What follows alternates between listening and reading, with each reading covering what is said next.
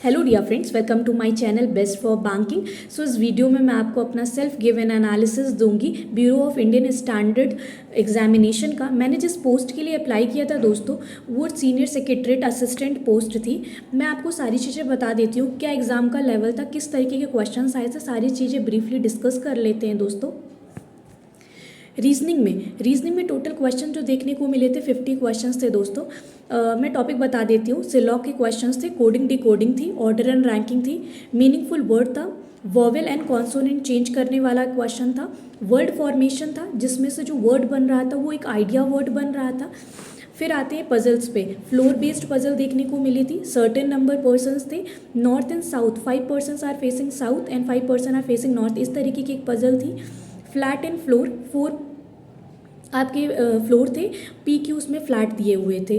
तो इसका जो लेवल था दोस्तों इजी था, बस जो टाइम बाउंडेशन थी कि उसमें 50 क्वेश्चंस करने थे दोस्तों, वो एक हर्डल थी। बाकी कोई प्रॉब्लम नहीं थी, सारे क्वेश्चंस डुएबल थे दोस्तों। जीके में बात करते हैं। जीके में जो सेकंड सेक्शन ओपन हुआ था वो जीके ही था। जीके में मुझे एग्जैक्टली क्वेश्चंस तो नहीं याद दोस्तों, मैं आपको टॉपिक बता देती हूँ जिससे कि आपको एक आइडिया लग जाए। स्कीम से क्वेश्चंस देखने को मिले थे, स्पोर्ट था, स्टैटिक जीके के भी क्वेश्चंस थे इसमें। जैसे कि लैंडलॉक कंट्री उन्होंने पूछी थी, ट्रिब्यूटरी रिवर से रिलेटेड जो क्वेश्चन आता है स्टैटिक का, वो ट्रिब्यूटरी से रिलेटेड क्वेश्चन था, जीआई टैग था। तो इस तरीके से 25 क्वेश्चन थे। लेवल जो बोले वो मॉडरेट लेवल था इसका जीके का।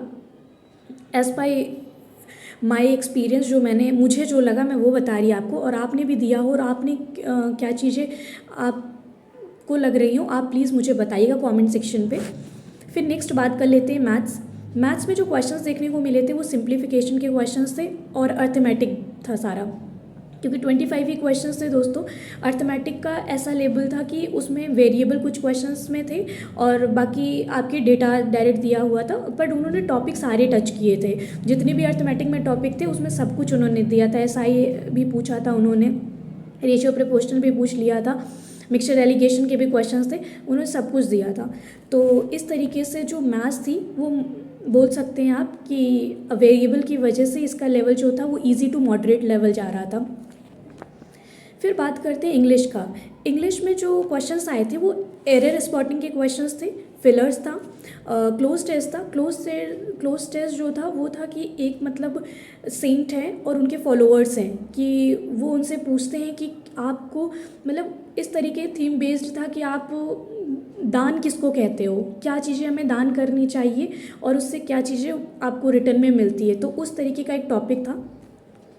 आरसी जो दोस्तों था वो बनियन ट्री एंड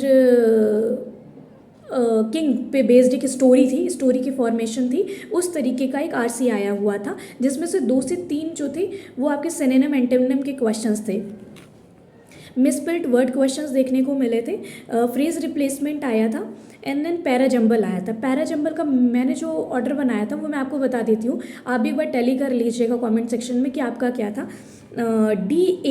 DAFCBE ये मेरा सीक्वेंस था। आप भी प्लीज़ मुझे एक बार बताइएगा क्या आपका सीक्वेंस बन रहा था, क्योंकि थोड़ा सा ये हल्का सा ट्रिकी लगा था, क्योंकि मुझे इसको रीड करना पड़ा था मोर देन 1 टाइम्स, तो इसलिए मैं बोल रही हूँ। बाकी आप भी बताइएगा जो इसका ओवरऑल लेवल लगा मुझे, वो आप बोल सकते हो बैंकिंग में जैसे SBI क्लर्क होता है उस तरीके का लेवल देखने को मिला था।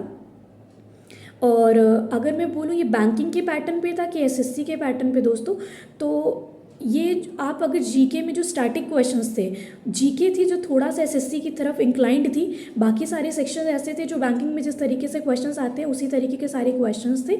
तो आपने भी अगर एग्जाम दिया हो तो अपना रिव्यू शेयर करिएगा कमेंट सेक्शन पे। मिलते हैं नेक्स्ट वीडियो में। Thank you, have a nice day.